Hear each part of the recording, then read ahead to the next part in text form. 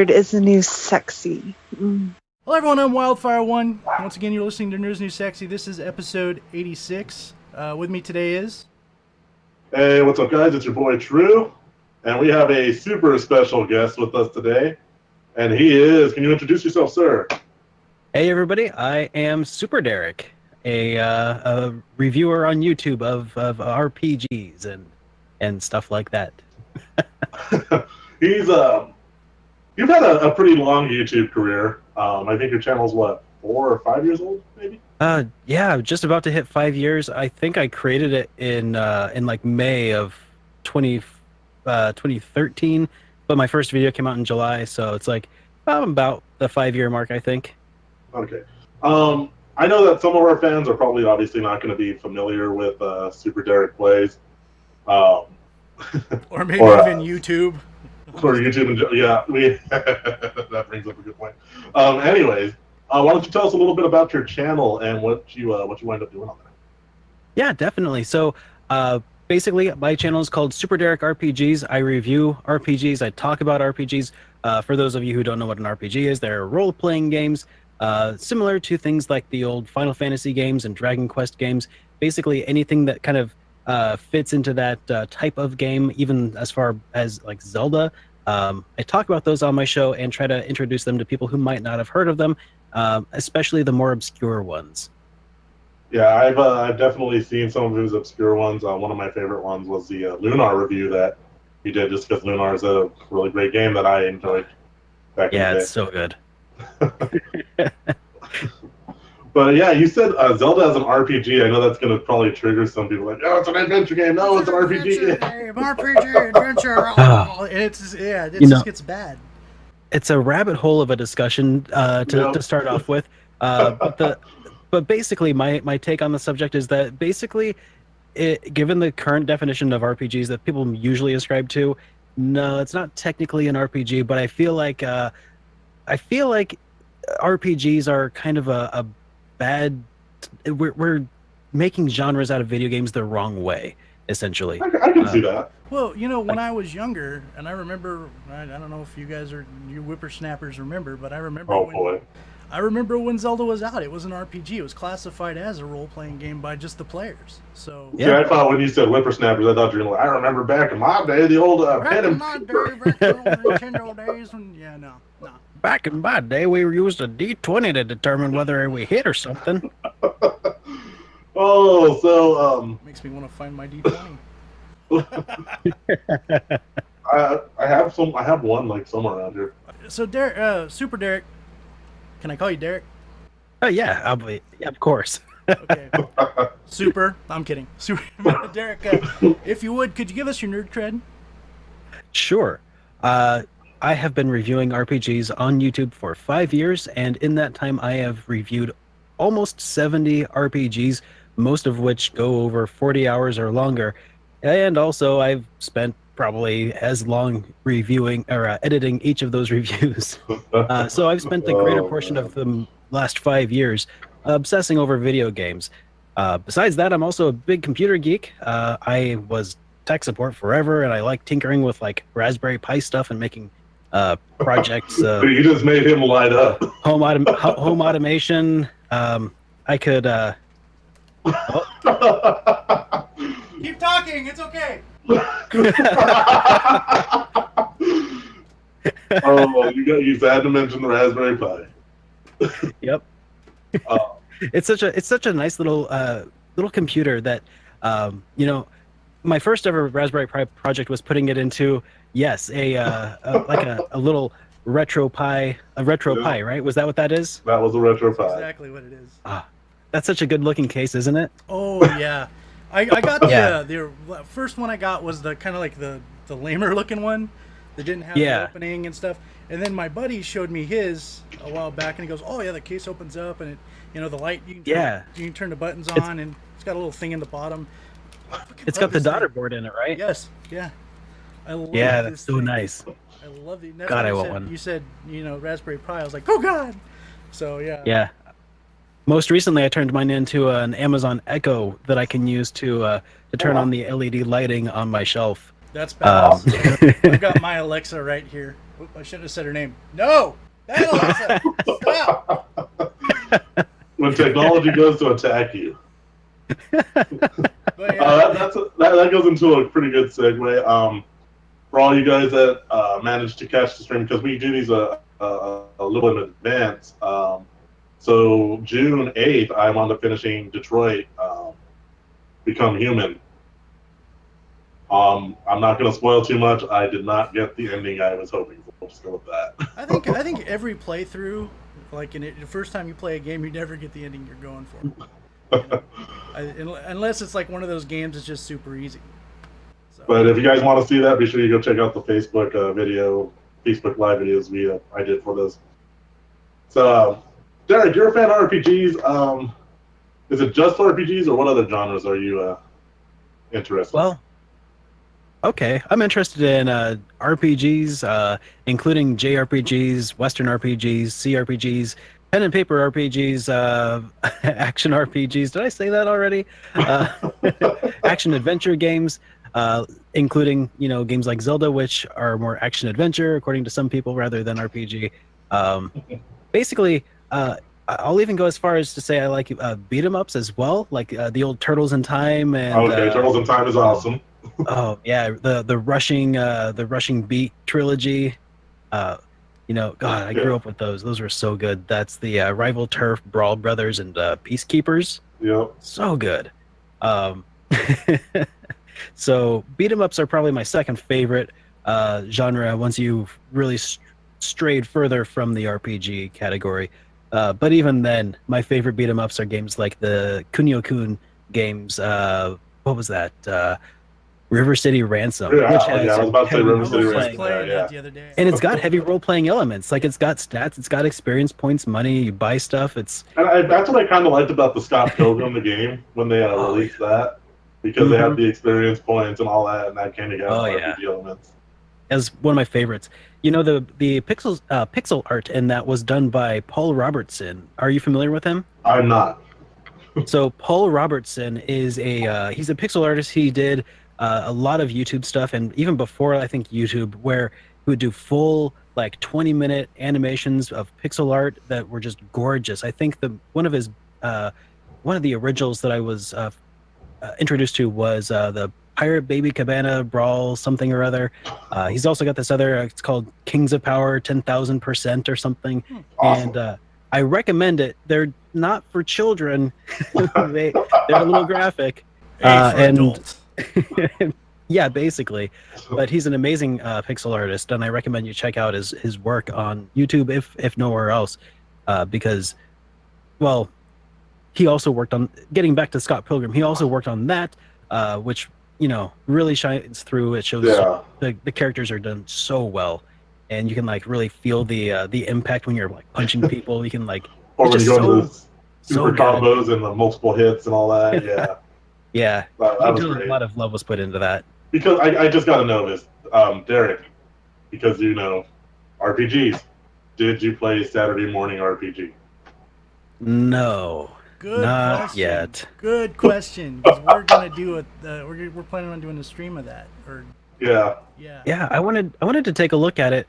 Unfortunately, I haven't got a copy of it yet, and I think they just released a physical copy, right?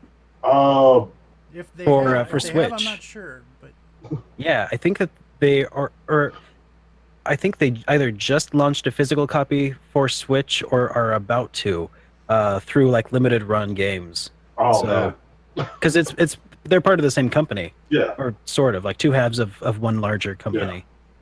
Yeah. But have you at least seen the trailer for it? I've seen a bit about it, but I haven't. Okay. I don't think I've watched the trailer. The trailer has the.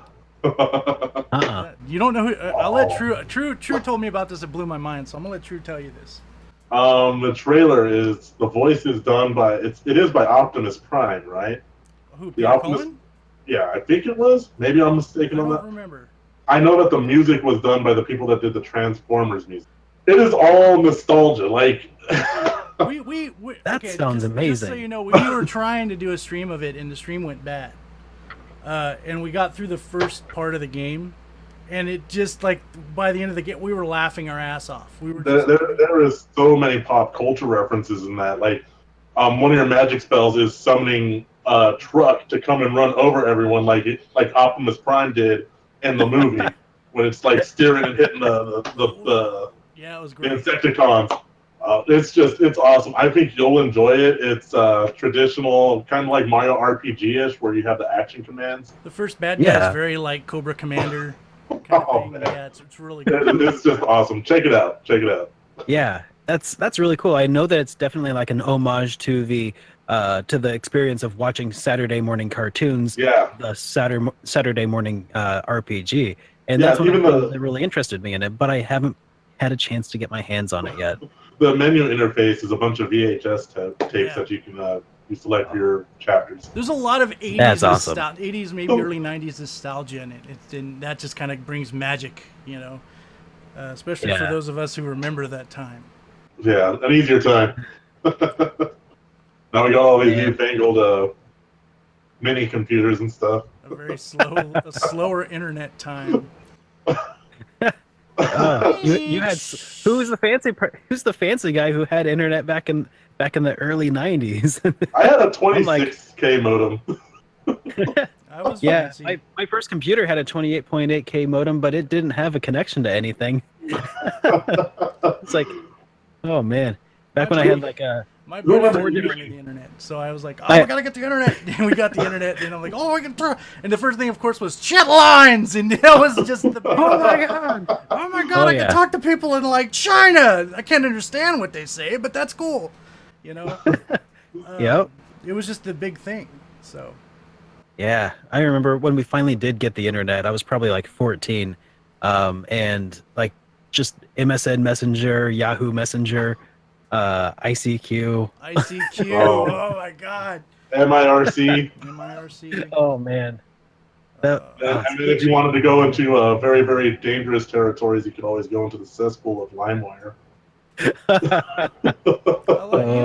The cesspool is probably the best way to put that. You did good job there. Yeah. Oh man.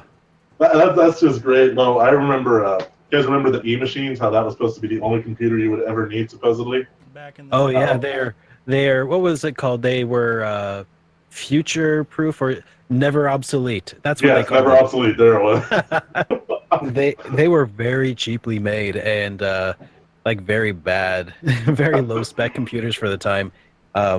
And I think they called themselves never obsolete because there were like upgrade paths for them or something. Yeah, they had like 4 or 5 little slots that you could stick extra memory and all that other stuff into. It was either that or because it was bundled with some like network or internet software or something of the sort. I was watching a video by LGR. You guys know who LGR is, right? Yeah, I know who it is.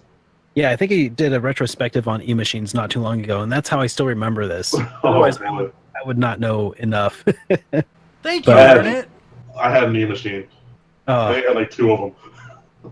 My wife's college computer was an E-machine. So. I feel bad for her. Because it was like $500, and that was like, wow, a computer for less than $1,000. Especially back then. Yeah, you could just go to a Walmart and pick it up. Thank you, Walmart. Oh man. Anyways, for those of you who don't know, Walmart is like an Amazon.com if you went into a store.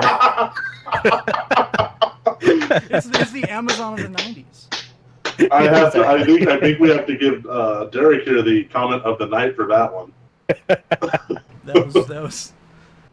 I don't think anyone's going to top that. Well, I can't disagree with that either because it's. There's no counter argument to that because it's true. All right, so back to your YouTube channel. I've been following your channel for about 2 years. I think what got me hooked onto your channel was the Final Fantasy Legend review you did when you did the whole block of Secret of Mana and then Sword of Mana. Yeah, those were fun. Yeah, Final Fantasy Adventure was, Seiken Densetsu 1 basically, and that game for Game Boy, it was just such a experience. At first, when I started playing it, I was like, "Oh, this kind of has weird controls. It doesn't feel quite right." Yeah. But then after playing for, after doing some research, it actually came out before even like Link's Awakening. It came out Okay. before Link to the Past. It was basically it was treading new waters, and for a game of that caliber, I think a lot of the little weird control issues it had were definitely uh, easy to overlook. I mean, I think we have to thank that and the Yeast series for our action RPGs we got now, like the Tales of series and Kingdom Hearts and Oh yeah, all those types of ones where you have AI controlled partners assisting you, and it's all rack up as many hits as you can on this enemy and hopefully destroy them, everything like that. yeah. But yeah, I remember watching that and I was like, okay, well, let me see what else this guy got. So I'm scrolling through my phone because I was at work, doing work things. So I'm looking, and I remember what led me to your channel was I was looking up Final Fantasy Legend, the review for that, because in that game you can kill the almighty creator with a chainsaw. Well, that's like the most epic chainsaw ever. And I saw yours popped up in the suggestion. Like, all right, let me check this out. Your intro song caught me and everything like that. So, anyways, I guess what I'm saying to our fans is, if you're a fan of RPGs, if you're a fan of analytical reviews, because I mean you do cover pretty in depth, but you don't go overboard or anything like that. You go over a decent amount where you can kind of like get the person drawn in. Go check out his channel. I gotta ask you this though, because I do have something that I wanted to bring up. Did you ever play the Lunar? Did you ever play Lunar on the Game Boy Advance? On Game Boy Advance? No, I haven't. I think I might. I have a copy, I think. Oh, I was about to say, if you do not have a copy, look at that. He got this game collection right behind him. So you do got it. Yeah, there we go. I do. I was gonna send this to you if you did not have it. Yeah, Lunar Legend. But, yeah, I've heard. I don't remember hearing a whole lot about this. I know that I hear a lot about Lunar Silver Star. What was the PSP ones? The Silver Star Harmony. Harmony, yeah. Yeah, and I hear not so great things about that, but I've got it. It's the redone graphics are. I miss the nostalgia of the old school stuff. I miss the nostalgia of the voices, and because I believe it was a X-Seed that took over. I remember reading that the voice actor for Galleon in the original series was like, hey, we'll come back and reprise the roles. And like, nah, we don't need you. We're going to go ahead and get these other people we have and all that. And so there was a lot of bitterness in between all that. But yeah. Yeah, the PlayStation was definitely the experience to go with, not the PSP. Yeah, I still want to play on Sega CD at some point, though, because I hear that's so cheesy. I hear that some people think it's better than the PlayStation version, which I know that it's different for sure. Like I know that Luna does not actually come with you in the Sega CD version. She stays behind. Yeah, so it'd be interesting to kind of go back and experience that. Plus, I mean, any reason to bust out the old Sega CD is it's good enough, right? Yeah. Man, these load times are so nostalgic. All right, so I have a question for you. Being you're an RPG aficionado, what is your whole take on re-releases, HD, remastered, completely redone? And when I say that, I say in the experience of, we go with Final Fantasy Adventure to Sword of Mana, and then you got Final Fantasy VII to Final Fantasy VII Remake or HD or whatever they're calling it now. Yeah. So what's your thoughts on remakes and remasters and re-envisionings? Well, okay. So I have quite a strong opinion on this, and I feel like I'll start with ports because I when something is ported from one system to another, I like it if when they do that they bring enhancements with it. So what I mean by that is like Breath of Fire 3 was originally released on the PlayStation 1, and they could have ported that to the PSP and just like left it as it was in its original format. But what they did was they gave it like a widescreen support to fit the PSP, They fixed a few bugs with, like, I guess there were some missing instruments from the original release that they added back in. It did include a little bit of tweaking on some enemies due to like copyright issues with Ultraman, but all in all, they brought a lot with it besides just like a straight port. And I feel like if you're gonna do a port, that's the way you should do it. Okay. Now, remakes should, and since you mentioned Final Fantasy Adventure and then moving into Sword of Mana, Final Fantasy Adventure was that Game Boy game. Yeah. Sword of Mana is a Game Boy Advance re-envisioning of it. And what ended up happening, they remade Final Fantasy Adventure into Sword of Mana. And when they did that, what they did was they took a lot of like the combat and stuff that you could enjoy from like Secret of Mana style games, Seiken Densetsu 3, made it pretty. And they ended up using the source material a little more than I think that they should have. Because what they did was they remade the whole thing. They already went to the length of like changing individual characters to be completely different than they used to be. Like I think there was a vampire character that was in the Game Boy version. It was who was a villain, but then they made him like into a sympathetic hero at the end of the Game Boy Advance game. Like, what are they doing? But at the same time, while they're changing all these other things, they took the main plot of the game, the events, the go to point A, go to point B, go to point C, and they ended up just, for some reason, that's the thing that they stuck to most faithfully, and that's what held it back from being a really good game. Was that they tried to expand out, but they decided to limit themselves when they did it. I feel like if you're going to remake a game, you either need to completely redo the game from scratch and not be held back by it, maybe be inspired by it to make something better, or if you're going to remake it, you need to be faithful to it. Like, don't do this halfway stuff. You know, if you're gonna remake it right, or remake it way different. Change it enough to where it's still interesting, but don't change the things that we loved about the game. I thought you were going to go on the rant about Secret of Mana on PS4 there for a second. that rant for me is going into the review. That's all I'm going to say. So with like Sword of Mana, I guess what I'm saying is either stick to it 100% and just remake it almost like a port, or go big and make there be a reason to remake it. Now with like Final Fantasy VII though, the Final Fantasy VII remake that they're talking about, I feel like changing the core mechanics of the game is a mistake. I can agree. Making it episodic, at least if they're still planning to do that, I feel, because I know that was part of why CyberConnect 2 was involved with the production of Final Fantasy VII for a long while. They were the people who were behind .hack, which is basically famous for being split up against. It's one game that they split onto 4 discs. And that's exactly what they were trying to do with Final Fantasy VII. They were trying to split it up into these episodes, and I think that's why they were brought in. Anyways, I guess they've been kicked off the development team, and I don't know if they're still planning to do it episodic.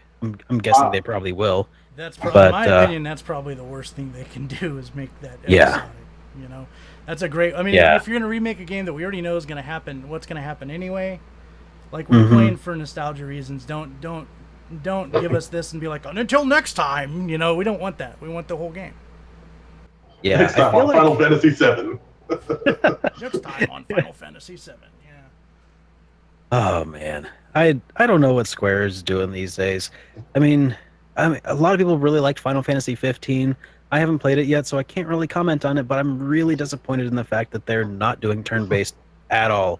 And Final Fantasy 7 is also not doing turn-based at all. Yeah. They both seem to be borrowing a lot from Kingdom Hearts with that style of gameplay, which is still fun, but it's not Final Fantasy, at least not when I think of Final Fantasy. Exactly. And, you know, I feel like that's something that I'm grateful to the fact that they're keeping Dragon Quest XI turn-based, because that would have been God, that would have been sacrilegious, you know. I feel like if Dragon Quest wasn't known for being such a traditional turn-based RPG, if that wasn't like what their core audience was, I am almost positive Square Enix would have gone ahead and like changed it over to this same style of mechanic. Yeah, well, I mean, Dragon Quest is like huge. I mean, it's getting Yeah. big here, you know, but I mean, over in the land of the rising sun, it's massive. Yeah. You know, it's got, Akira Toriyama was the artist who made the character designs. He actually, I think it started way back in when Dragon Quest One was made. They actually had him like make a comic that they would publish in Shonen Jump, like a weekly thing to help drum up interest. They brought in the composer who was already super famous in Japan. It's like an all-star cast of people that they brought in to work on this game, and and it's no wonder that it blew up in Japan. And it's a shame that it didn't seem to catch on here in the States. I feel like if Square, or I'm sorry, no, not Square. I feel like if Enix hadn't closed their localization offices at the end of the Super Nintendo lifespan, if they had maybe brought over Dragon Quest 5 and 6, they probably would have equal market share as far as these large JRPG IPs go. Yeah, I get what you mean on that. And I mean, that just goes to show you that it does come down to the demand of what we want and what we'll get. You know, and it's unfortunate there's that whole trope of, oh, we're too Neanderthalish to be able to play an RPG back in the days. You know, but that was just a stereotype if you think about it. Exactly, and that's what kind of sucked. We lost out on a lot of great games because of that. But those, but again, in those times, it was a different time. You know, like we preach, nerd wasn't what it is these days. You know, it wasn't really something that a lot of people asked for. Or at least that's what they thought. I mean, I would have bought those games like that. You know, I loved RPGs and anything that had to do with RPGs. Part of the reason that the games didn't sell very well is because a lot of people didn't even know that they were coming out. Exactly. I've heard from a lot of people who were around at the time who are like, yeah, you know how I found out that Dragon Quest 4 was coming out? When I saw it on the store shelf, in the bargain bin. Yeah. My friend bought it, or my friend bought it, and I found out 3 years later. Yeah. But I mean, thankfully we have YouTubers like you that go through and play the Japanese ports, and you actually, what's really cool about Derek here is he actually owns the physical Japanese cartridges of the games he plays, and he goes through this. What's the system you use? Because I know you download a translate patch to it, right? Or yeah. So I for Super Famicom games, I have this. It's kind of like a flash cartridge that uses the original cartridge hardware when you're playing the game. It's called a Super UFO Pro 8, and what it allows you to do is to basically translate your Super Famicom games into English using fan translation patches. It's really cool, and it just lets me like use those games that I have sitting on my shelf that would otherwise just kind of sit there and just look pretty. I can actually put them to use, and I can plug them into an actual Super Nintendo and play an actual Super Nintendo game and understand instead what's going on. Yeah, most importantly, I can actually. Yeah, it's in English and it's amazing.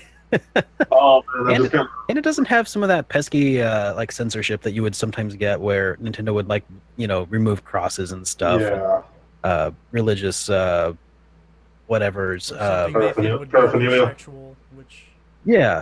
Yeah, something that was against Nintendo of America guidelines at the time, which in Dragon Quest, there wasn't really a whole lot of that in Dragon Quest V, but there were references to like God and stuff. And when you would go to the churches to save, which, why I don't know why they would remove that, but Nintendo of America in the '90s was weird.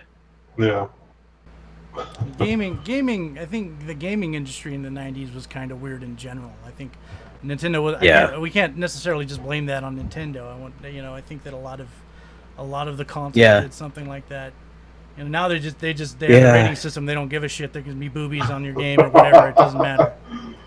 Yeah. Back in the day, the whole Nintendo seal of approval and all of that actually I think went a long ways towards saving the gaming market in the days of the Nintendo Entertainment System. Back when back when you had Atari games that were just flooding the market and causing that video game crash of the 80s. Thanks, Atari. Yeah, so I think Atari landfill. yeah. So, and also there was a lot of games that were not appropriate for children coming out for the Atari as well. And like and beat I 'em and feel eat like 'em and stuff like that. yeah, stuff like that. And I think that if when parents would catch wind of that, they're like, "Well, how am I supposed to know that this is not appropriate for little Timmy?" It's a kid's toy. I thought this Oh, was It's man. for children. I- Yeah. I thought Custer's Revenge was a Oh, historically jeez. accurate representation of Oh boy. whatever. Yeah. Just But then you still got those games that managed to People. get onto the systems without the Nintendo CL approval, like Bible Like Little Adventure and yeah. Super Noah Arc. Oh, God. Oh, the super The Oh, Bible Adventures. Bible Those were such terribleness. It's funny that that the third party games are these like really well, I guess that kind of makes sense since Nintendo was removing religious symbolism from games. I guess it's clear why they wouldn't allow that to be on the Nintendo Entertainment System in the first place. But it's so strange to me that that these games would end up being the ones that were the bootlegs, right? The Yeah. seedy underbelly of the gaming industry. Bible They Adventures. just Oh, had no boy. clue. What's this game called? It's called Bible Adventures. Oh, It's like, you want to see this cool game, kids? Bible Adventure. Yep.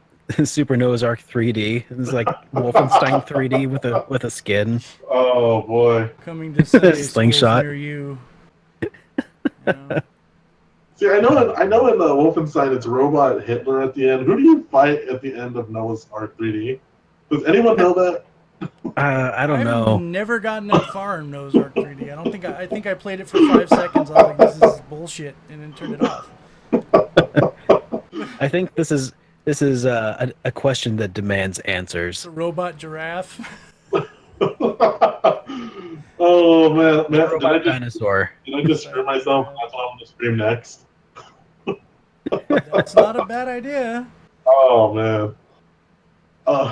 Anyways, so you started streaming more, Derek. Mhm. You do have a schedule right now, but before we get into that, what's some of the hardships you found about streaming, and what would you recommend to someone that's going to start getting into it and everything like that? All right. Some of the hardest things that I've been dealing with in streaming and in just reviewing in general is music that is copyrighted by Victor Entertainment. Have you guys run into Victor Entertainment before? No, but I've heard of him.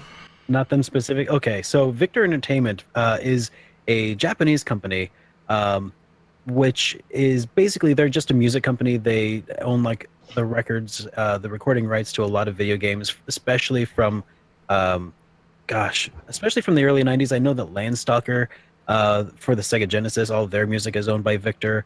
I know that the same applies to Shin Megami Tensei on the Super Nintendo as well, or Super Famicom rather.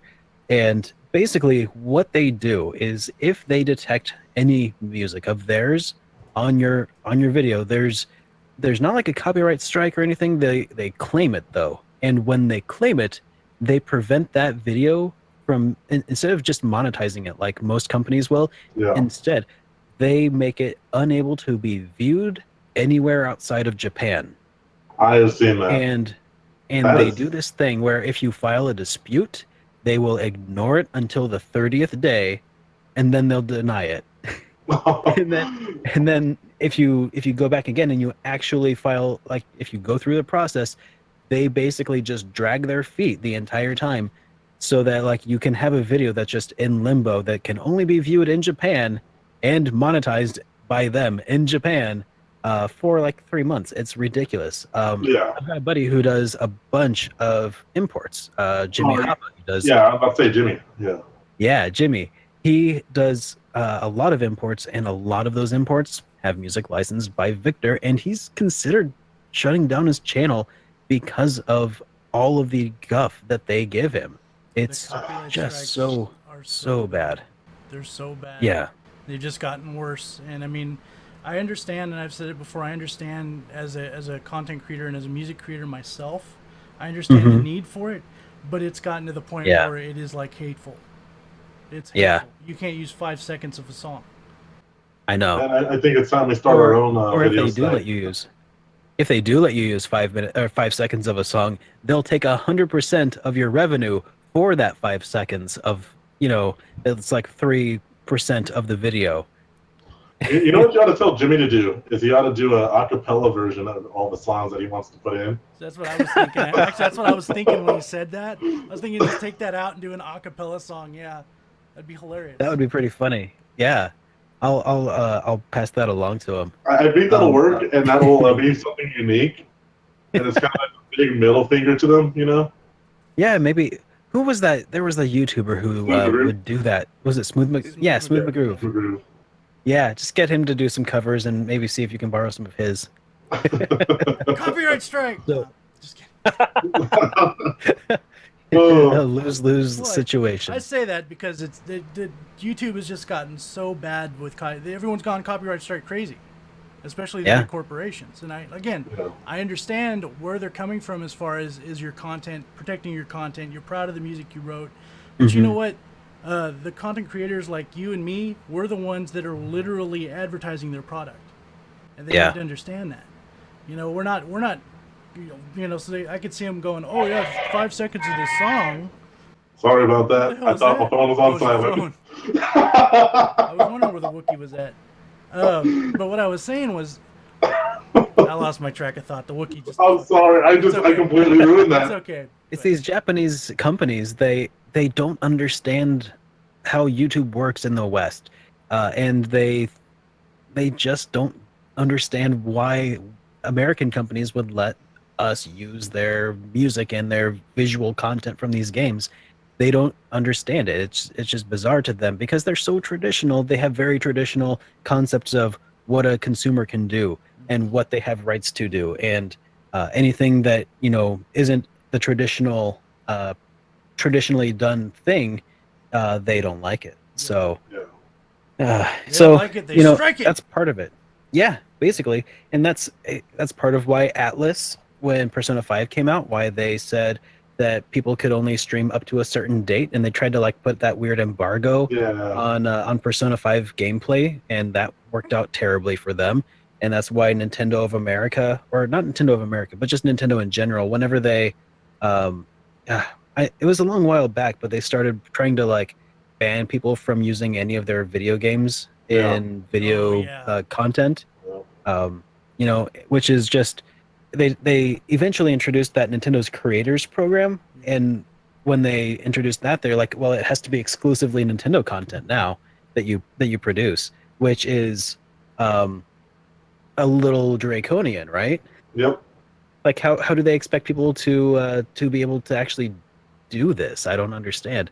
That's so it's these Japanese companies. That is the Nintendo overload. It's these Japanese companies. They just don't understand Western markets and YouTube in general, I think. It just makes things harder for content creators, and that's just too bad, because once upon a time, I'm sure you remember a YouTube where we can get away with murder, more or less, and I remember spending so much time at work watching the backlogged episodes of Tintin, The Adventures of Tintin. I don't know why that one was so particular in my memory, but I remember watching 20 episodes of Tintin. That's a good kind of obscure reference, though. I'm gonna have to interrupt you guys. Stream particles. Is that a cat that you're petting right now? Yes, it is. It's my little kitten. If we don't mention it, Mender's gonna get mad at us. Our other personality. Everyone's got cats. Yes, her name is Dart, and nice. And she's a little terror, a little ball of fur and claws right now, but she's very sweet. Sounds like she lives up to her name. Yes. Couple of weeks ago on my stream, my cat Caboose decided he wanted to make a jump and missed, and almost knocked my TV over with everything, and it was all live. So. Yeah, my cat is currently very interested in you guys on on the screen. She's putting her hands up on the screen and turning it. That's what just happened there, by the way. That's awesome. I would put my cat. I'm afraid that your cat might won't see. Don't bite me though. He's adorable. He's an asshole though. I know, aren't they all? I don't have cats. Anyway, I want all of my expensive stuff. I don't want it knocked over. I've got swords in the house. I could just sit like on my walls and stuff. I can just sit on the couch and the cat going tink and the sword go right through me. Right. Oh man. So Derek, I know that you, like I said, we were talking about your streaming and how you're doing it. You're doing YouTube more professionally because things in your life has changed to where you have the opportunity to attempt this. And of course, Wyld and myself wish you the best of luck because we do want to see content creators succeed and do what they love to do because that just gives us more content to watch and talk bad about the people behind their back. Not that we would do that. That Derek of course guy, not. Man. That Derek guy. He does. I don't know. I'm just jealous of his hair. That's what it is. But anyways, back to your streaming though. What was your schedule? I know you had a video that posted up about it. I'll just give us a brief run through of what your I can't talk right now. What your stream schedule is going to be like? Get down. Yeah, so my stream schedule is going to be Monday through Friday, from noon to 4:45 p.m. Every weekday, basically, from now on. Yeah, because after the whole E3 conference. Yeah, it's got to be pretty aggressive if I'm going to make it through these RPGs in any sort of like decent timeline. Yeah. And also, in addition to that, during Friday nights, I'm going to be starting up a new set of streams as well. It's Pokemon Nuzlocke challenges. Are you guys familiar with what those are? No. That's the one where if they faint, they die, right? Yeah, basically, Pokemon Nuzlocke is it's basically Pokemon hard mode where what you do is when you first enter into a new route, the first Pokemon you can encounter is the only Pokemon you are allowed to catch in that area. Period. And if at some point if that Pokemon faints or if it runs away, you don't get a Pokemon in that area. You can still fight other Pokemon, sure, but you cannot capture any of the other Pokemon. So What's the Pokemon that can only use Splash? I'm Magikarp. Magikarp. What if you caught a Magikarp and that was it? So you better not fish, and you better just go drop that off the daycare and pick it up so it becomes theirs. Magikarp, Splash. What you just have to get through all of its PP for its moves until it has nothing at all. Then you can use Thrash. Yeah, that's right. Thrash. And then you take it back to like Route 1 and just start beating up level 2 Pokemon with Thrash and hope that you can slowly build it up. So what is... Oh, boy. That's a clusterfuck. That's what that is. What inspired you to do that? Because I know that now that Wyld's going to have something to watch on Friday nights. Well, a long while ago, Don't kill your Pokemon. a few years ago, are you guys familiar with who Pro Jared is? Yes. Okay, he's one of the guys that inspired my channel, who inspired me to start my channel a long while back. And he did a series of Nuzlocke challenges, and they always were one of the most addicting things to watch. And they always looked like they were so much fun, and I wanted to bring that to my audience as well, and try to recreate some of that magic that I had that inspired my channel, and also. Pokemon, just whenever I play it, it never seems to really grab me anymore. It's always a little too easy, a little too plain. You can't really play it for the story because the story is the same and it's always been the same. Yeah. I haven't played Sun and Moon, so if that's different in Sun and Moon, So I've been playing Sun. So is it pretty much the same? More or less, gather Pokemon. Okay. Would you say you want to be the very best that no one ever was? The best there ever was, yeah. Like no one ever was. So the cool thing about that Nuzlocke challenge, though, is the fact that that's one of the rules. But the other rule is if it faints, it dies. Also, you have to name your Pokemon, and what it's supposed to do is help you actually build an attachment to the Pokemon that you catch, force you to use Pokemon that you wouldn't normally catch, and actually kind of build up a personal attachment, and then rip your heart out when you have to let them go if they die. You have to put them into a PC and then release them. You're like your real life graveyard. Yeah, like you've got to like bury your dead Pokemon. It's terrible. See, I hope if you catch one of like an Execute or a Doduo or something like that, if you get a Doduo, I hope you name it Wyld and True. You got it. Sweet. I'm pretty sure the thing about the Doduos though is that they're very difficult to catch because I think that they're in the Safari Land, right? Yeah, they're in the Safari now. Yeah, and then they run. If you they're really quick to run away. They're like Abras. Yeah. Yeah, those things. I was so happy when I first caught my first Abra in that game. I think I was what? I was like 16 when I was playing when the first one came out. I was like, oh my god! I think I got out of my house and ran like a lap around the house. I was so happy that because after he completed that lap, he started doing this. No, I was younger and more fit back then. So if I were to do that, I'd probably do that like after 3 steps. So victory lap around the couch. I'm just gonna pretend. Oh, my arms are tired. All right, so I'm hoping you catch a Doduo now because that'll be awesome. I'm gonna cry if you wind up screwing up and it just dies. And I'm like, really? No, I'll catch it. I'll name it after you guys, and then it'll die, and I'll just let it go. There will be no attachment. He'll just be like, on the stream, you see Derek do this. Finally got rid of that asshole. Just mic drop. Oh boy! Just stare into the camera with a dead eye stare.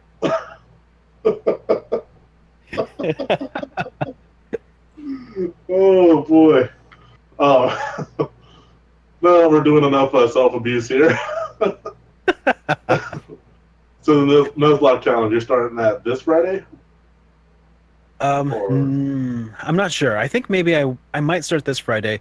I'm basically the schedule that I announced the other day isn't supposed to start until not this week but next week because I'm doing E3 coverage through Tuesday, and that's going to throw off my whole schedule. But like I said, we film these in advance. This is actually going to come out next Saturday, so it will be this week. It's so confusing when we do that. Okay, so then in that case, yes. In that case, the week of the 18th is what we'll call it. The week of the 18th is when you will start your stream schedule. There we go. Yeah, let me check a calendar. I think you're right. Oh boy. Yes. But yeah, I will definitely tune in when I can because it actually gives me something to do while I'm at work. I shouldn't really say that it gives me something to do at work, but when I'm caught up at work, it gives me I like watching you when I'm bored. When I got nothing better to do. Now your coworkers don't know that you have this podcast, do they? No, they don't. Wait, only one does, I think. So if you're watching this, shut up. Yeah, your one coworker does, but he only knows about it because he listens to it when he's at work. Exactly. Oh, man. Like I said, it's better to admit that you're watching it at work than if you're on the toilet or something, right? Yeah, that's always awkward. I get comments like that. Yeah. It's like I subscribed to you when I was taking a deuce, and like, I hope everything came out okay. I'm trying not to be horrified right now. I didn't not say that though. Make sure you wash your phone first. Don't drop it in. Right. Oh Subscribe boy. before you do that. Oh man. So yeah, look forward to watching his streams, guys. He's pretty entertaining.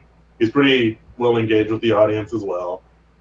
Thank you. But you got to think he does have like, I think when I joined your Earthbound stream, you had like close to 60 people at once. Oh the 24-hour stream where I streamed Earthbound from start to finish.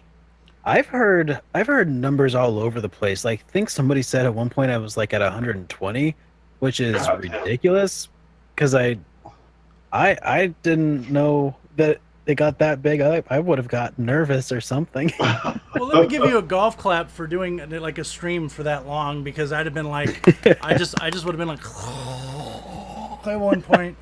No, it was funny because I watched him after I got done with the Facebook live stream that we do. I jumped in, and then I left. I think right after you got Giant Step.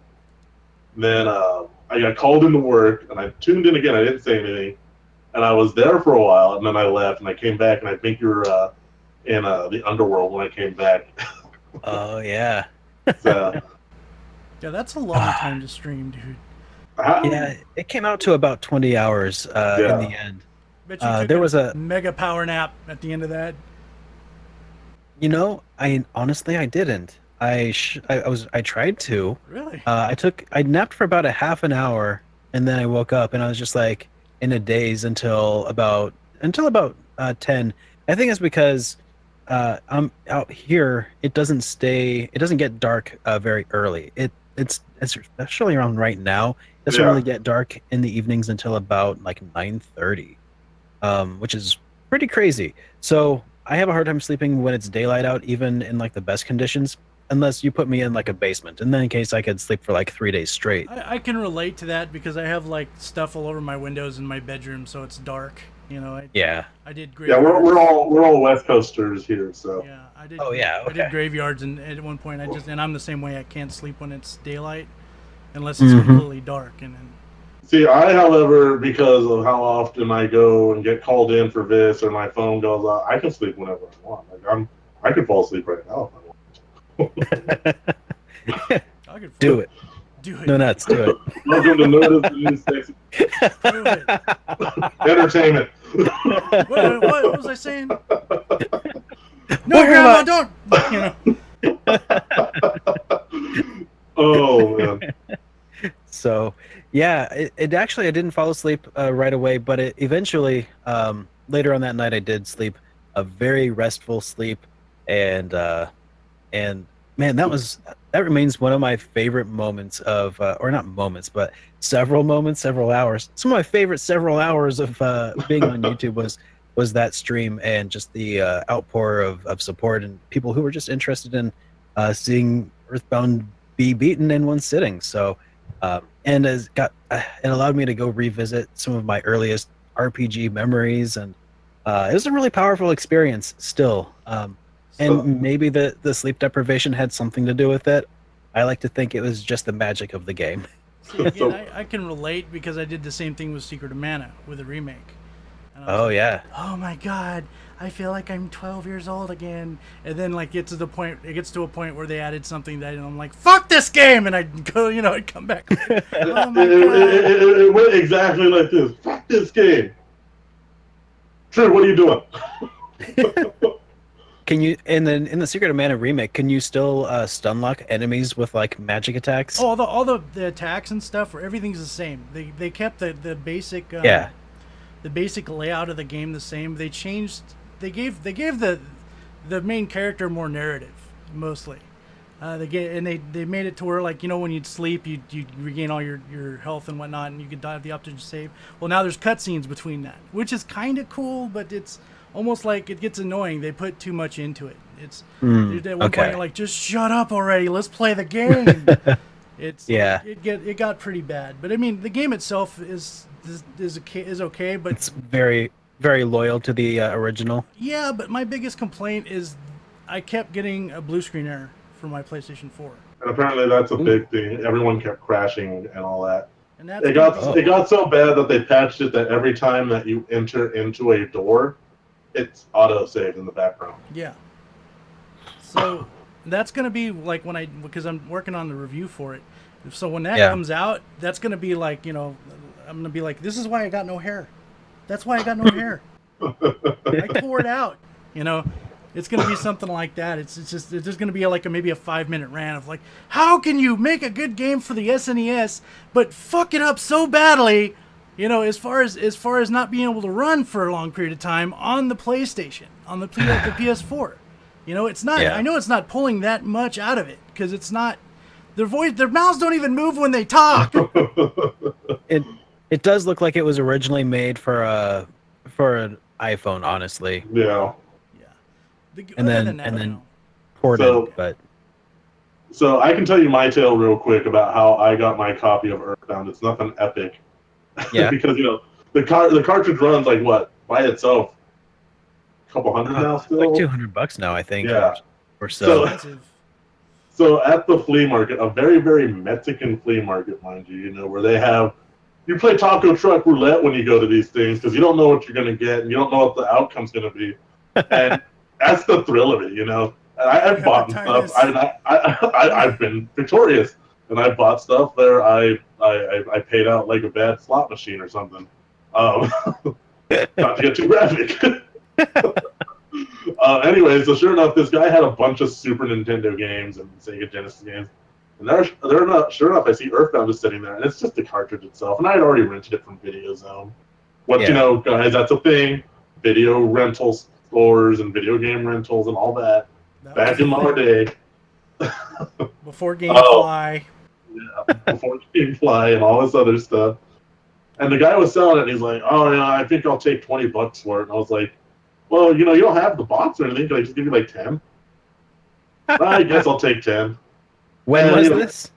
This was back like early, or like 98, 99. Okay. Super flea market. Yeah. Best game I ever picked. And I didn't know back, how much it was going for because it hadn't boomed so high. Well, and sure enough, every time I see it, I'm like, oh, I got that for like $10. At least it didn't turn out like Ben Drowned. Oh, jeez. Yeah. It could have been like the Hispanic version of Ben Drowned. You'd be sleeping. Well, you'd hear, instead of Nessie's name, Jose. You'd just be sleeping. Mijo, wake up, mijo. Yeah, I'm telling you. At least it didn't turn out bad. So Derek, you said you got your copy right out of you traded in a game, right? Yeah, I traded in Link to the Past and $20 at a little shop when I was in Manhattan, Kansas. Okay. At least tell me you had another Link to the Past cartridge. No. On the bright side, I did eventually go back and the first ever copy I played, the first copy of Zelda Link to the Past I ever played, I played at my dad's best friend's house. Well, about 2 or 3 years ago, I reached out to my dad's best friend and I was like, "Hey, do you still have any of those old games?" And he's like, "I sure do." He's like, I was like, "Can I buy them from you?" And he's like, "Sure." So I ended up actually getting a complete unboxed copy of Link to the Past, the first one that I ever played. So, oh wow, so that's like it's like a really more nostalgia right there. That's beautiful. Yeah, it's a really important game because that's actually the game that I played that turned me on to onto RPGs in the first place. I mean, I traded in my copy of Link to the Past for Earthbound because I was looking for more games like Link to the Past. No, I didn't exactly like Earthbound at first when I first played it. I remember you talking to the guy that runs a console gamer. Yeah. I remember. Yeah, I remember watching that interview and how you didn't like it at first. Yeah, I was not happy at first. I was like threw it under the TV in the storage compartment, and I was like, screw this. You just forgot about it. That's Pretty much. I can kind of, again, I can relate to that because I only played maybe 20 minutes of the game, and I was like, nah, it's not Final Fantasy, Yeah. Well, it wasn't that it wasn't Final Fantasy. I had just never played any RPG, any turn-based game up to that point, and I just didn't understand it. So. For me, it was just, now look at you. You're Super Derek RPGs. Yep. It took a little while, but I got it, and then I got it bad. And then that game in particular took 20 hours of your life away. Yep. I wouldn't say it's a bad thing. I mean, you had fun playing it, so. It was such a good game. As an adult, watching. Again, I still haven't beaten it. I'm gonna play it. I got it on my SNES Classic. Eventually, I'm gonna go back and just be like, "Oh, this is better than I thought it was," Because I know we're getting close to that point where we probably should start wrapping up. So the one question I want to ask you, Derek, and you can feel free not to answer. What's the next beginning to end game you're gonna do in one sitting? Or have you figured that out yet? Yeah, I have figured it out. I just haven't figured out the other specifics about when it's going to happen. Because I was thinking it needs to be during a time that people can tune in. like maybe God, I was thinking like maybe 4th of July or something. I was actually just thinking this. people are gonna I be had doing this stuff, conversation too. yeah, so I'm not really sure when I want to do this, but I think that I tentatively the game that I want to go back and play through again is Terranigma. Oh, oh wow. Yeah, That's that's a good one. it is such a good game. Oh my God. I finally got a copy that's working properly, and I started playing it. Like this is like literally like maybe 3 or 4 days ago. Oh yeah. Because I've always Oh. wanted to play it. I've always wanted to play it, and my a couple of my buddies, one of the ones I made a special thanks to when I did the press start to continue first video, Agent Orange. He was like, "You need to play Terranigma. You need to play." I'm like, "I want to. I just can't find a copy that works." And so sure enough, 4 days ago I started. I'm like, "Oh man, yeah, this is gonna be good."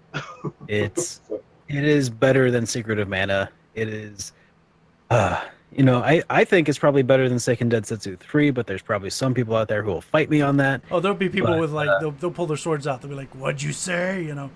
yeah, I know. But and then there's gonna be people that'll say Illusion of Gaia is better than that, even though it's the next one in that series or whatever. But nope. Everyone's got their Yeah. opinions. So I'll let you finish. But Terranigma is the best action RPG on the Super Nintendo of all time. Fight me IRL. man, I'm gonna knock on his door and he's gonna be like, you said to fight me, gang. But okay, so sweet, Terranigma. I've been kind of debating that because honestly, I will say this: watching your Earthbound stream inspired me to want to do something similar to that, where I would do it on YouTube. And I think that I hear a dog barking in the background. I hope it's not coming through. It is, but that's okay. You acknowledged it. Now we all know what it is. Yeah, the one I want to do is I'm kind of on the fence of doing like Super Mario RPG. Or maybe Chrono Trigger, but I'm kind of unsure. If that's something you want to do, go for it, man. It is so much fun. And, the best part about playing games all in one sitting is you never have to like come back to it and be like, what was I just doing? Where was I again? I don't recognize this town. That's why we're spoiled this day and age because, back then if you stop playing for a week, you're like, what do I gotta do now? I forgot. Now it's like you hit a button. It's like, oh, go to so and so town. Oh, okay. Yeah, just follow this blue path. Back then it was a guessing game. You were lucky to be able to beat the game if you stopped for a week. I know. So you would recommend something along the lines of like Pedialyte and plenty of hydration and all that. Oh yeah. Basically, I started with water and then Pedialyte, and then when I started, here's the other thing that I found really helped is to start your stream in the evening, when things start getting dark. That way, when you start getting really tired, it's going to start getting light outside, and you'll catch your second wind because you're not going to fall asleep in daylight. Well, at least I'm not. One of my best stories. Don't stand up. It's still all one sitting. one of my best stories, just to go real quick, is working Black Friday at the Navy Exchange, which is like the Walmart of the Navy. And going back into GameStop because I started at 2 a.m. and I had to close at GameStop. My shift got extended at the Navy Exchange. So at about 11 p.m. at GameStop, when we're getting ready to close, I kind of perched myself up against one of the pillars, and I did this. And I think I fell asleep for like 10 minutes. I hate to say I believe that because I do. I believe that. I could see you sleeping on your feet. Sure enough, my coworker came by and was like, True, are you okay? Yeah, what's up? Derek, what are your social medias? What is your YouTube? So that way we can be sure everyone hears it. Sure, I can be followed on YouTube at youtube.com/SuperDerek. I am on Twitch at twitch.tv/SuperDerekRPGs. You can follow me on Twitter at SuperDerekRPGs, and in any other place that your RPG content is sold. That's okay because I'll put the links. We'll down list here. it all down here. It'll be down here, Awesome. and I will find you. So. I love putting people on the spot. So before we go, Derek, it's been a pleasure. Do you have anything you wish to say or anything that you want to get off your chest? I'm so excited to start my new schedule. It's just so not just my new streaming schedule, but my new content schedule. I'm just so hyped for this. 3 new videos every week, and It's not something I've ever done before, and I'm feeling it though. I think this is going to work out really well for me, and I gotta get it out there. So can we look forward to having you back in the future on here?